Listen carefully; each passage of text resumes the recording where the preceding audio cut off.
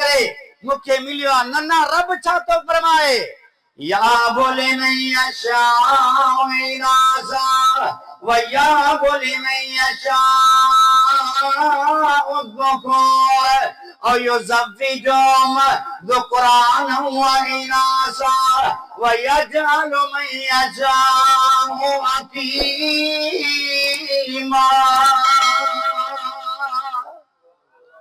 जेके पुट दे ते अल्लाह जी मर्जी न्याणियों दे ते अल्लाह जी मर्जी मिले करे न्याणियों पुट दे ते तबाव रब जी मर्जी का शे न दे ते रब जी मर्जी आ याकूब अलैहिस्सलातु वस्सलाम पुट नजर पिया था शुएब नबी जो न्याणियों आहन मुहम्मद करीम सल्लल्लाहु अलैहि वसल्लम के पुट भी ॾिना त न्याणियों भी ॾिनियूं हन पर को माण्हू साबित करे त मूसा अलैहिस्सलाम जो पुट जो नालो जाए मूसा अलैहिस्सलाम जी औलाद किथे आ ईसा अलैहिस्सलाम जी औलाद किथे आ रब मर्दी वारो पांजे प्यारे के भी औलाद ना दे रब मर्दी वारो त पांजे नबी प्यारे नबी के भी पुट ना दे शुएब के तरफ मर्दी वारो आ इने करे आओ ऐलान तो करे दुनिया वारो के मुश्किल में अची करे के जे दरवाजे ते नवी दो कर के तकलीफ में अची करे के जे दरवाजे ते नवी दो कर हुन जे दरवाजे ते दो कर देखो पुकार जे लायका जेडी मल चौंदे जेडी मल घुरंदे रब तुखे अता करे चलींदो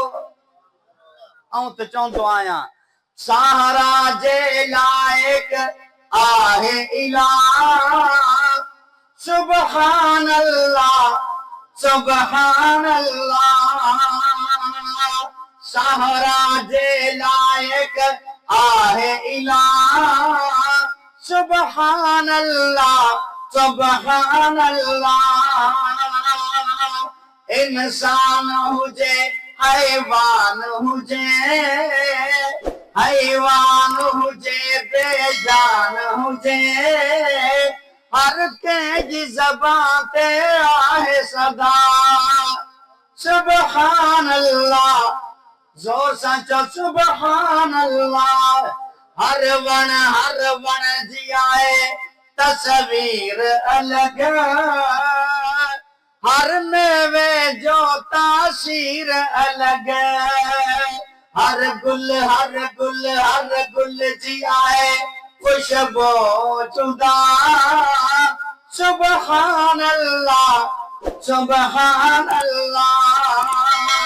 पानी हिकड़ो आ बनी हिकड़ी आ पर हिकड़े पानी बनी सां पैदा थियण वारे वण जे मथो अनाज फल मुख्तलिफ हूंदो आ फ्रूट मुख्तलिफ हूंदो आ जायको मुख्तलिफ हूंदो आ किस्म हिकड़ी आ अंब जी पर अनवर जो ॿियो जायको आ सिंगड़ी जो ॿियो जायको आ हर वण जी आहे तस्वीर अलग हर मेवे जो तासीर अलग हर गुल जी आहे खुशबू जुदा सुभान अल्लाह वरी जाओ वो चातो पैदा करे ही मुझी समझ खो गाल परे इया है या ना है हाँ पेरे असां ॿुधंदा हुआसीं नंढे हूंदे हे सिंधी कणक हिकड़ी कणक सिंधी कणक वरी हाणे यकोरिया आई आ त हाणे चनाब आई आ त हाणे इल्टर फिल्टर बि आई हा न आहे त अन्ना न केॾियूं तब्दीलूं हू चातो पैदा करे ही मुझी समझ खो गाल परे करे कीअं सघां थो मां शुक्र अदा सुभान अल्लाह सहारा जे लायक आहे इला सुभान अल्लाह असां की गाल समझणी पवंदी त मालिक जेके पुकारींदे जे साम्हूं पंहिंजी अर्ज़ रखंदे त इंशाअल्लाह मुंहिंजो रब ज़रूर ॾींदो पर केॾी महिल दुआ में ताख़ीर थी वेंदी आहे। असां सम्झंदा आहियूं यार असांजी दुआ त क़बूल पवे ई कोन थी। बाबा कंहिंखां करायूं फिलाणे छॾ दुआ छा कंदे बस हिकिड़ो घुमरो कढी अच हिकिड़ो बस हिकिड़ो भेरो ॾेई अच त तुंहिंजो कमु थी वेंदो। ईअं न आहे। असां अल्लाह खे छॾे उन्हनि खे तस्लीम कयो आहे जेको पंहिंजो वजूद बि नथा सम्झी सघनि। अल्लाह खे छॾे उन जे दरवाज़े ते वञूं था ऐं घणा वीचारा असांजा नथा दीन खे सम्झनि। इल्म न आहे नॉलेज न आहे वञनि था हथ ॾेखारण जे लाइ। यारे ॾिसजां फिलाणे औलाद नथी थिए फिलाणे वटि वञ बाबा हथ ॾिसंदो ते उते ई तोखे ख़बर पइजी वेंदी। हाणे हथ ॾेखारण लाइ वञे थो पियो मौलाना अब्दुलसलाम खोखर पीर साहब बि वेठो आहे ऐं हिन वीचारे जो मां त कोन थो ॾेखारियां। मां चयो यार तूं रह त मां थो ॾेखारियां तूं ते ॻाल्हि न अच। हा साईं आई साहब बाबा पोइ हिते वेठल आहे ॻाल्हि अहिड़ी थींदी न हाणे मतां नाराज़ थिए। मां पंहिंजो हथ थो ॾेखारियां बाबा तूं ॾिसजां। हा औलाद न आहे ॿेर तुंहिंजे लाइ कुझु बि न आहे। शादी बि तुंहिंजी देर सां थींदी शादी बि देर सां थींदी। ओ पीर साहब टे करे त वेठो आहियां तूं चवीं थो देर सां थींदी। इने खे पुछ त सही त तूं हिते रोड ते छाजे करे वेठो आहीं पंहिंजो तोतो रखी करे। ही तोते वारी सरकार वटि वञे थो हिते लिखनि था पिया मथे ते रखे करे ॿुधाइनि था पिया बाबा इहो नज़रियो इहो अक़ीदो बिल्कुलु ग़लति आहे। न तोते वारी सरकार वटि ताक़त आहे न हिन कागज़ वारे वटि ताक़त आहे। हे गैब जो इल्म कंहिं वटि आहे अल्लाह जी ज़ात वटि आहे। असांजो नज़रियो त ही आहे नबी दुनिया ते मौजूद आहे। नबी जहिड़ो नबी आहे सुलेमान अलैहिस्सलातु वस्सलाम खुदो त गैब थियो आहे। रब जे क़ुरान बयान कयो आहे वतफक़दत तईर फक़ाल मालिया ला अरल हुदूद अम कान मिनल गाइबीन लौ अज़िबन्नहु अज़ाबन शदीदा औ लअज़बहन्नहु औ लयअतियन्नी बिसुल्तानिन मुबीन फमकत गैर बैदिन फक़ाल अहत्तु बिमा लम तुहित बिही वजिअतुक मिन सबइन बिनबइन यकीन। हुदूद पकी गैब थी वेंदो आहे। सुलेमान अलैहिस्सलातु वस्सलाम दुनिया ते हयात मौजूदन चाहता फरमाइनि माली अला अरल हुदूद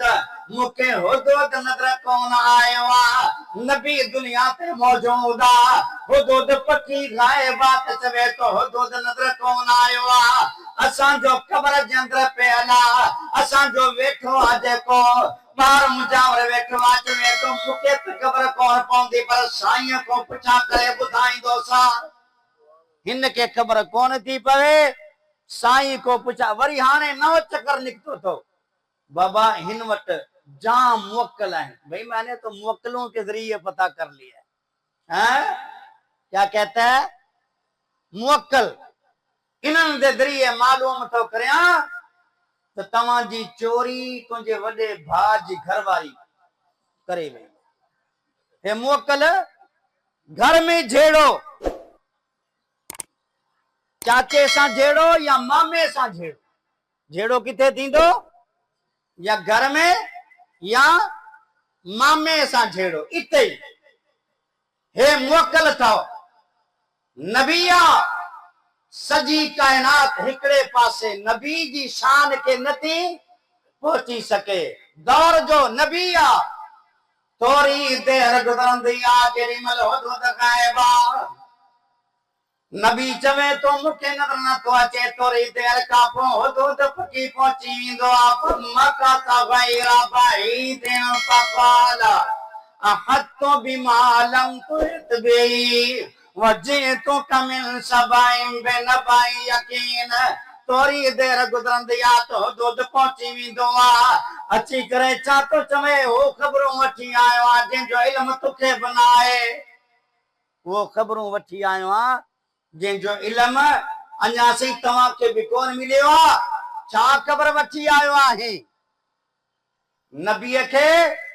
हुदूद चवे थो वजदतु मराअतन तमलिकुहुम व ऊतियत मिन कुल्लि शैइन वला अर्शुन अज़ीम वजदतु आबकौमा यस्जुदून लिशम्सि मिन दूनिल्लाह व ज़य्यना लहुमुश्शैतानु अअमालहुम फसद्दहुम अनिस सबीली फहुम ला यहतदून हुदूद अची करे चवे तो मां हिकिड़ी औरत पे ॾिसी करे आयो आहियां जेकी हुकूमत पई करे उन सां गॾु छा ॾिसी आयो आहियां अल्लाह खे छॾे करे सिज जी इबादत कनि था पिया रब खे छॾे गैर खे पूजनि था पिया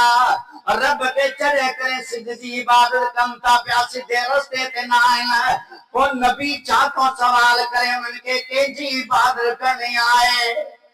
हुदूद छा थो चवे अल्लाह ला इलाहा इल्ला हुआ रब्बुल अर्शिल अज़ीम अल्लाह जी इबादत करणी त पखी छा थो चवे कंहिंजी इबादत थींदी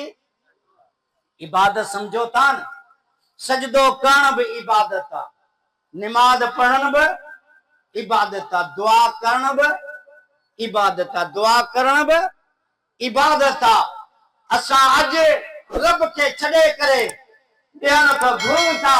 जेका इबादत जे लायक ना आहिनि मुंहिंजा दोस्त असां जे साम्हूं घणियूं घणियूं ॻाल्हियूं मौजूद आहिनि जेकॾहिं असां उन्हनि ते कोशिश करियूं हलण जी त इंशाअल्लाह ऐं मां हिकिड़ी ॻाल्हि तो अर्ज़ कयां दुनिया में सोच जा इन ॻाल्हि खे ज़हन में विहारजां असां हुन जी इबादत जे बारे में चऊं था जंहिं रब जा जंहिं मालिक जा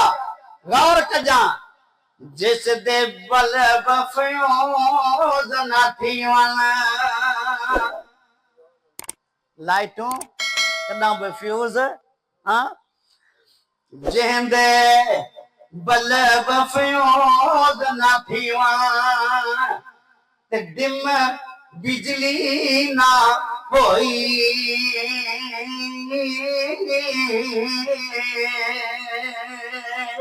हिको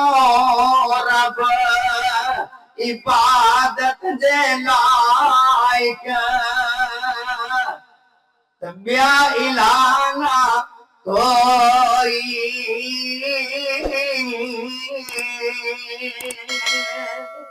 क्यों से अब्दुल सलाम साहब जिस दे बलब मौलाना साहब जिस दे बलब फ्यूज़ न होवन न बिजली दम कदी होई इको रब इबादत लायक ते होर इलाहा कोई सब दरख्त कलमान सब दरख्त जेका भी वणाइनि सब दरख्त कलमान त समुंद्र दा पानी स्याही कलमा टुट वञा सयाया मुक वञन पर ख़त्म न हमद इलाही